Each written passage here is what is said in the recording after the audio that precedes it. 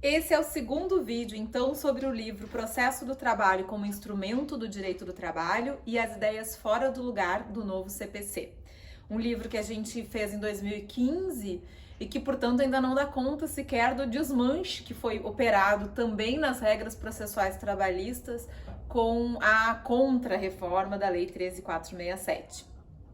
E que, na verdade, se debruçava sobre duas questões principais: reconhecer a identidade do processo do trabalho e, portanto, a sua espinha dorsal, porque é tão importante prestigiar regras processuais trabalhistas, e, em segundo lugar, mostrar por que o CPC não nos serve completamente e precisa ser aplicado realmente apenas de modo residual naquilo em que está em compatibilidade com o que é o processo de trabalho, um processo mais simples, efetivo, com os atos concentrados, mas destinado a efetivar direitos e não a proteger ou evitar que o patrimônio troque de mãos, como a gente conversou no vídeo anterior. Para isso, na primeira parte do livro, a gente fala, portanto, do que é essa espinha dorsal do processo do trabalho.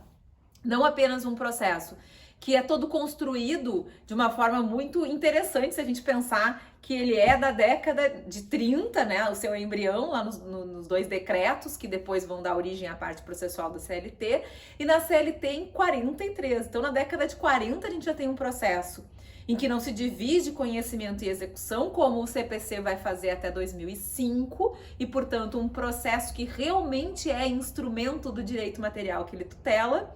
E a gente podia discutir, a doutrina processual discutiu muito isso no âmbito do processo civil, se o direito processual era ou não instrumento. Hoje está mais ou menos tranquilo, mas por muito tempo se discutiu se, afinal de contas, o processo era um fim em si mesmo ou um instrumento para realizar o direito material. E o processo de trabalho não tem essa dúvida, não tem essa crise de identidade, porque ele já nasce como um processo único e, portanto, que precisa realizar o direito, precisa entregar o bem da vida. Além disso, tem uma outra sacada fundamental da CLT, e nisso o direito civil e o Código de Processo Civil não chegaram até hoje, que é unir normas materiais e normas processuais. Então a gente enfrenta, por exemplo, nesse livro, o fato de que essa grande sacada de mostrar que regras materiais e processuais não são a mesma coisa, mas não se dissociam, porque um direito material só existe na realidade concreta da vida das pessoas se houver um instrumento estatal que garanta que ele não vai ser violado ou que, em caso de violação, a sua reparação seja efetiva e tempestiva. Então, eles são duas coisas diferentes, mas não se separam, são duas faces da mesma moeda. Não há direito material efetivo se eu não tiver um instrumento processual que garanta também essa efetividade. E a CLT reconhece isso e une regras materiais e processuais num único diploma. E o que é mais legal ainda, cria deveres de produção de prova documental no âmbito do contrato, da realidade material. Então, quando a gente vê, por exemplo, o direito probatório na CLT, e isso foi um estrago que a Lei 13.467 depois foi fazer, a fase probatória na CLT não se confunde com aquela do CPC. Por exemplo, né, a matéria tipicamente processual do ônus da prova, que a gente sabe que é um instituto criado para evitar que o Estado não consiga dar uma resposta para as partes, então tá inscrito nessa lógica desse dogma de completude, né, do processo, que toda vez que tiver uma discussão jurídica instaurada num processo, o juiz, ao final da fase de cognição, terá que dar uma sentença e dizer quem tem razão. Ele não pode simplesmente devolver para as partes como resposta jurisdicional: não sei se teve hora extra ou não sei se essa dívida existe ou não. Ele não pode dar essa resposta, ele precisa dar uma resposta dizendo que uma das partes tem razão. E a partir desse pressuposto racionalista do processo é que se cria o Instituto do Ônus da Prova para dizer, bom, se a prova estiver muito fraca ou contraditória, o juiz tem que resolver contra a parte que detinha o ônus de provar e não provou. Então é um instituto processual. Olhem como a CLT, e isso é algo que a gente chama atenção aqui no livro, disciplinava o ônus da prova até ser desconstruída em 2017. Em 2017, vocês sabem, a Lei 13.467 pega o texto do artigo 818 da CLT e transforma num arremedo do artigo 373 do CPC, resultado, portanto, do que a gente está discutindo aqui nesse livro, da nossa vontade de processo civil, vai pegar o 373 do CPC e vai transcrever e acabar com uma regra genial da CLT, que era a redação original do artigo 818, que dizia assim: o ônus da prova incumbe a parte que alegar. A parte que fizer as alegações tem que provar. Só que era um texto muito não compreendido pela doutrina processual, porque os autores ficavam dizendo, não, mas na verdade, o que o 818 quer dizer é que o fato constitutivo é aprovado pelo autor, mas o impeditivo, o modificativo ou extintivo é aprovado pelo demandado. Não. Isso era o CPC que dizia. A CLT nunca disse isso. E nunca disse porque não precisava dizer.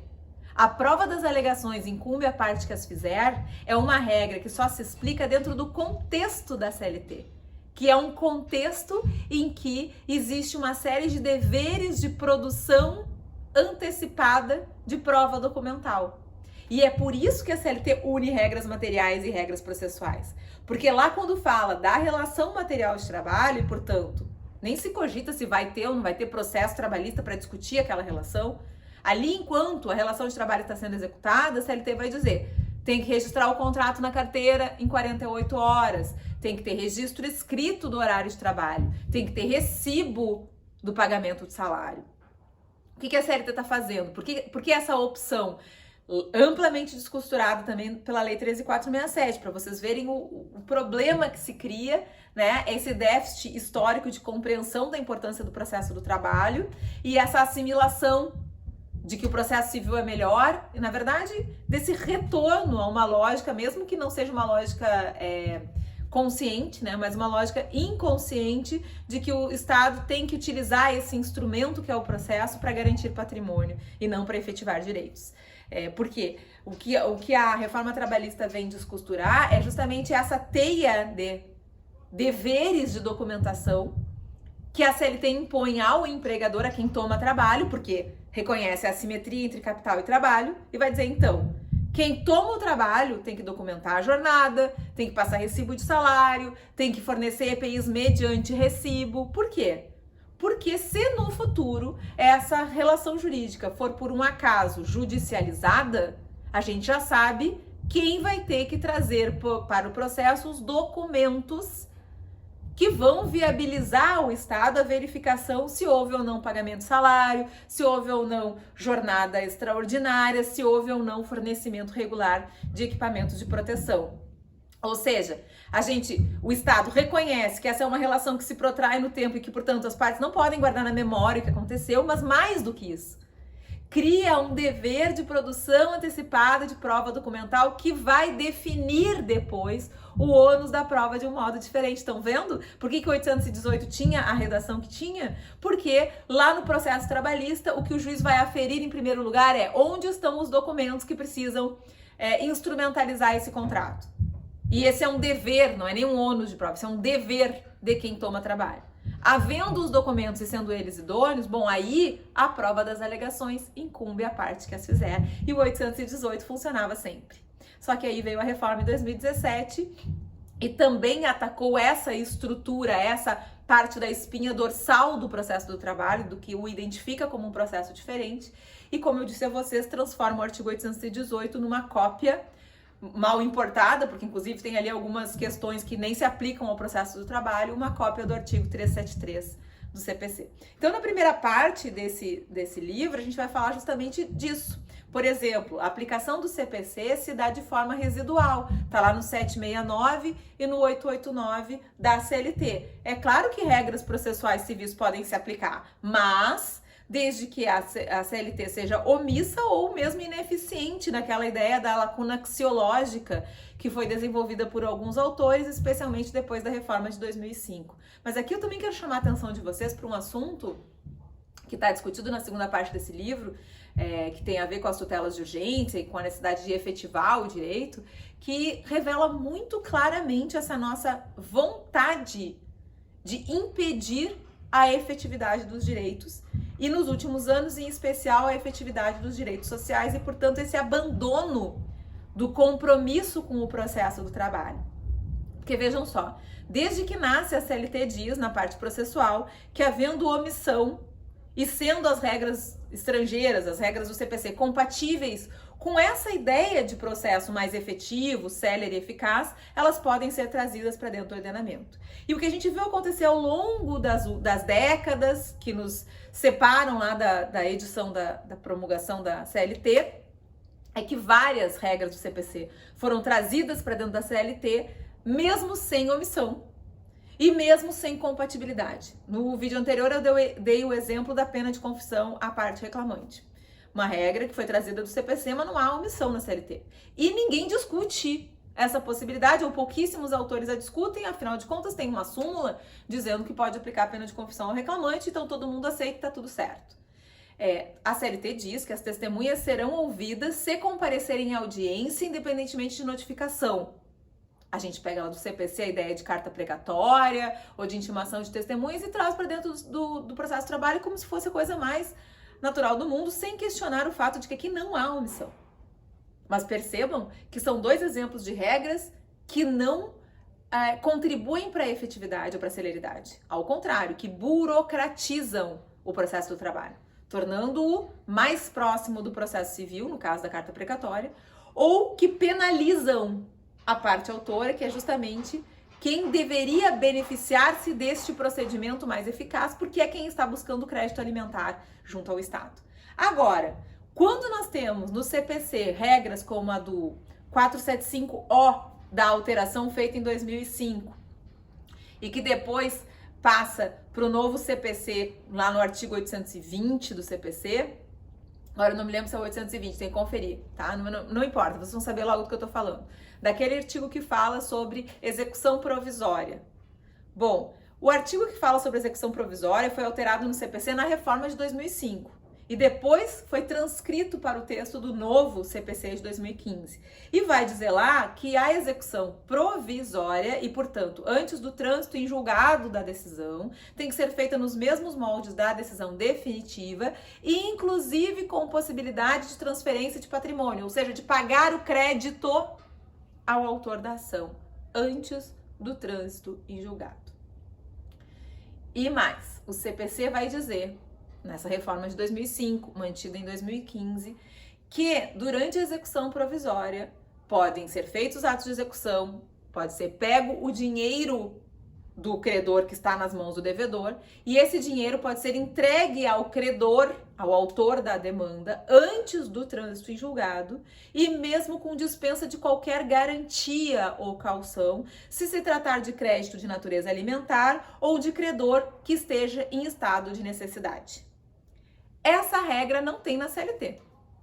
E a CLT não é omissa, como não é omissa no caso da pena para a parte que falta à audiência.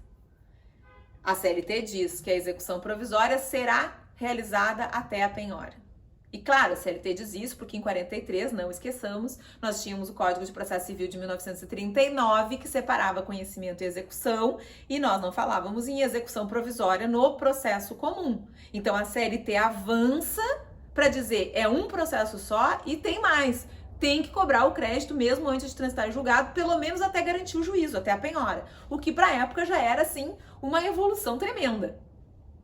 O CPC em 2005 ultrapassa essa ideia da CLT e diz não só penhora, mas libera dinheiro em execução provisória, inclusive dispensando garantia se for crédito alimentar ou estado credor em estado de necessidade. Bom, aí... Nesse caso, o que vocês acham? Será que se aplica essa regra à CLT, ao processo do trabalho, ou não?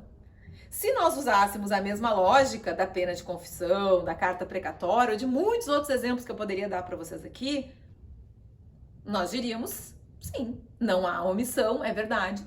Mas essa regra é absolutamente compatível com os princípios que informam o processo do trabalho, que está dando efetividade ao crédito trabalhista e está permitindo que a pessoa... tá relativizando a ideia de que só um suporta o ônus do tempo do processo e está permitindo que essa pessoa sobreviva numa lógica em que esse crédito, não esqueçamos, tem caráter alimentar. Pasmem. O entendimento majoritário, tanto em nível de TST quanto dos tribunais regionais, é de que essa regra não se aplica ao processo do trabalho. E o argumento é porque aqui não há omissão, a CLT disciplina a matéria. Se não há omissão, eu não posso trazer regra do CPC para dentro do processo do trabalho. O curioso, o que revela o caráter ideológico desses posicionamentos é que essa linha de argumentação serve para afastar uma regra que dá mais eficiência ao processo, da perspectiva de quem está demandando em juízo, mas não serve para afastar regras que burocratizam ou que impedem essa eficiência. Então, não é uma questão de discurso ou de compreensão do conteúdo do artigo 769 ou do 889 da CLT. É uma questão de vontade, é uma questão de identificação com um processo e um procedimento que foi construído historicamente para ser mais efetivo, como é o caso do processo do trabalho. E quando a gente olha para 2017, para as alterações processuais que foram feitas na CLT, a gente vai ver que todas elas foram no mesmo sentido do CPC de 2015, no sentido de reaproximar a lógica processual de uma lógica e de uma prática de proteção ao patrimônio e, portanto, de inefetividade. E vou dar só um exemplo para vocês, que é a autorização de dispensa do depósito recursal para algumas empresas, e de relativização da garantia na fase de execução, substituindo, por exemplo, o dinheiro ou o bem penhorado por um seguro fiança que tem prazo limitado e que, portanto, que é uma garantia mais precária porque não tem a mesma solvência, não tem a mesma eficácia, por exemplo, da penhora em dinheiro. Essas alterações que foram introduzidas na CLT, a fragilização do depósito recursal é um exemplo muito importante, porque a exigência de garantir parte da execução, da futura execução, por um depósito judicial como condição para recorrer da sentença de primeiro grau e do acórdão de segundo grau é um diferencial importantíssimo do processo do trabalho, que dá ao processo do trabalho uma efetividade enorme. Se vocês pegarem o Justiça em Números do CNJ, verão que a maioria absoluta das execuções trabalhistas não se resolve, ou seja, os créditos não são cobrados, porque a empresa já desapareceu, porque a empresa não tem patrimônio, por uma série de razões. O depósito recursal é a garantia de que pelo menos uma parte do crédito, porque ele é limitado, será garantida ao credor. E aí vem a Lei 13.467 e fragiliza essa garantia. Então, nós não estamos caminhando para um processo mais efetivo, nós estamos retirando aquilo que identifica o processo do trabalho e que o torna realmente efetivo. A outra questão que a gente discute nesse livro é da conciliação, porque o CPC de 2015 faz uma verdadeira ode à conciliação, torna a conciliação o centro do processo. E aí a gente poderia pensar, bom, na verdade aqui o CPC está caminhando para o lado do processo do trabalho, porque não nos esqueçamos que a Justiça do Trabalho nasce como juntas de conciliação e julgamento. E a CLT, na parte geral, ali quando começa a tratar de regras processuais, diz inclusive, e até hoje diz isso, que o juiz tem que usar todos os seus bons ofícios e persuasão para tentar chegar a uma solução conciliada no processo. Essa é uma questão que a gente precisa discutir com muita calma e com mais tempo. E é interessante que vocês leiam as colocações que a gente faz no livro, porque é uma questão difícil de ser colocada, afinal de contas, conciliar é legal. E realmente é, né? Não há nada, ninguém pode defender concretamente que seja ruim chegar a um acordo, em qualquer circunstância da vida pessoal, da vida social, enfim. Não pode ser um problema que dois sujeitos que têm alguma questão de conflito cheguem a um denominador comum e ajustem as suas vontades. A grande questão, quando se trata de processo do trabalho, é saber se há realmente uma vontade capaz de ser ajustada através de um acordo trabalhista. E digo isso porque vocês sabem muito bem, a relação de trabalho é absolutamente assimétrica. Nós vivemos numa sociedade em que as pessoas que dependem do trabalho para sobreviver não têm escolha, ou trabalham ou morrem. Nós sabemos que, em razão das regras de prescrição que temos e que são aplicadas na Justiça do Trabalho, a maioria super absoluta, mais de 90% dos nossos reclamantes são ex-empregados, ou seja, primeiro a trabalhadora ou o trabalhador espera terminar o contrato, perder o emprego para então ajuizar a ação, porque sabe que sem nenhuma proteção contra a despedida, essa ação, se for ajuizada durante o curso do processo, pode acabar gerando a demissão, a perda do emprego, e com isso acabam tendo muitos dos seus créditos prescritos, porque demoram muito tempo para ir até o Poder Judiciário. Então, se nós tivermos um contrato de 7 anos, por exemplo, os primeiros anos já não vão mais poder ser discutidos em função da prescrição. Então a gente já percebe que tem todas essas limitações para a discussão judicial num processo trabalhista. Essa pessoa, em regra desempregada, que está litigando por suas horas extras, por suas verbas resilitórias, será que ela tem realmente condições de negociar?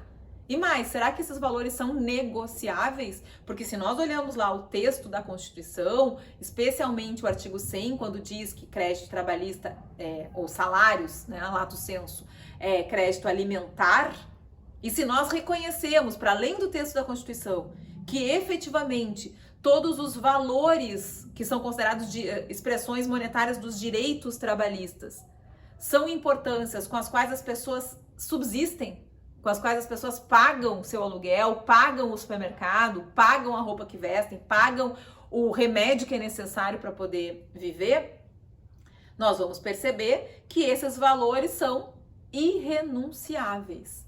Inclusive, todos os manuais de direito do trabalho vão dizer isso para vocês. Os créditos trabalhistas ou os direitos trabalhistas são irrenunciáveis. Não porque nós precisamos proteger pobres trabalhadores e trabalhadoras que não sabem o que fazer diante de um juiz. Não.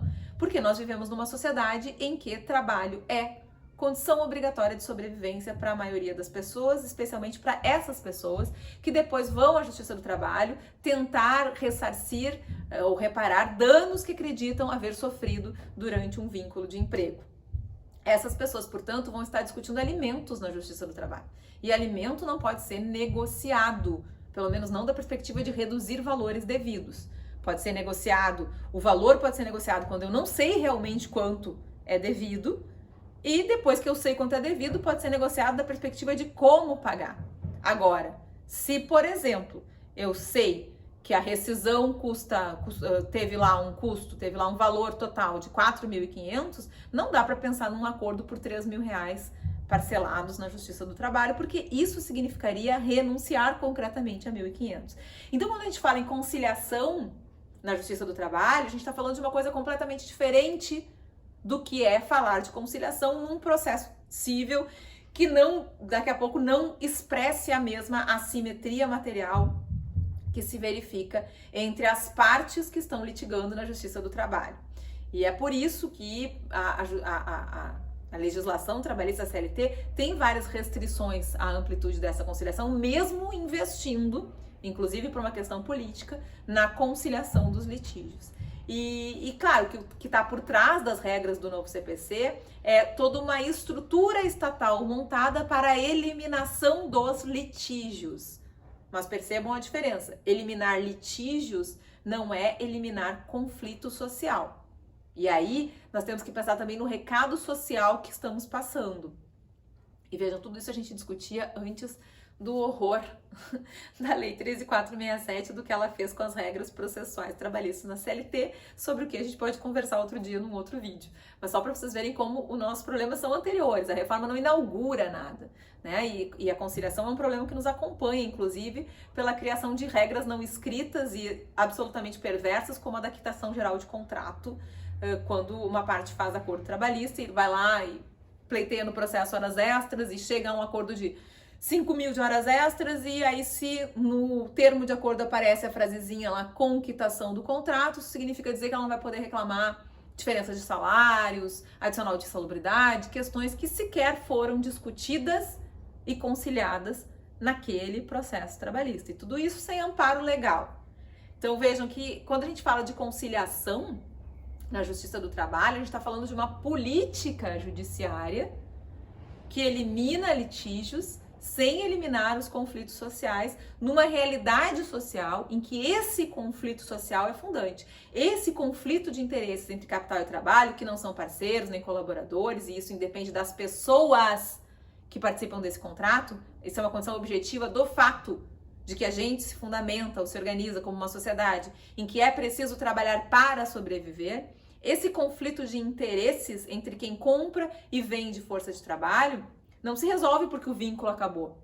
Não se resolve porque tem um advogado assistindo a parte. Ele prossegue mesmo no âmbito do processo trabalhista, porque ali nós temos uma parte que reivindica valores que muitas vezes são valores que ela vai usar para se alimentar realmente, para sobreviver, e a outra parte que detém capital mais ou menos, enfim, às vezes já não detém mais o capital, mas que durante o vínculo detinha o capital que lhe permitiu explorar aquela força de trabalho. Então nós seguimos tendo partes assimétricas e seguimos tendo partes com vontades contrapostas e seguimos tendo ali, sobretudo da parte de quem demanda em juízo, de quem depende do trabalho e foi discutir o vínculo de emprego na Justiça do Trabalho, uma ausência de vontade livre.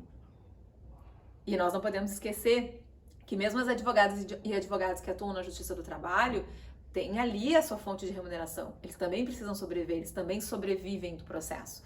Então, é preciso compreender e relativizar e discutir com profundidade o significado de campanhas de estímulo irrefreado à conciliação, como o que é proposto, por exemplo, em algumas das regras do CPC de 2015. É por isso que a gente diz que elas estão fora de lugar quando o nosso olhar se dedica ao processo do trabalho, às suas peculiaridades e à sua função histórica, que é ser instrumento de realização do direito material do trabalho. Acho que a leitura vale a pena, aconselho vocês. Ou, sei lá, busquem outros textos e artigos que aprofundem esse assunto, porque o processo do trabalho merece a nossa atenção, especialmente num momento como esse, em que não só a Justiça do Trabalho está na berlinda, mas os direitos sociais estão sendo sistematicamente atacados. E sem um instrumento efetivo que garanta a reposição das perdas e até que evite danos, né, nos casos das tutelas inibitórias, por exemplo, é essencial para que esses direitos realmente existam na realidade concreta da vida de quem depende do trabalho para sobreviver.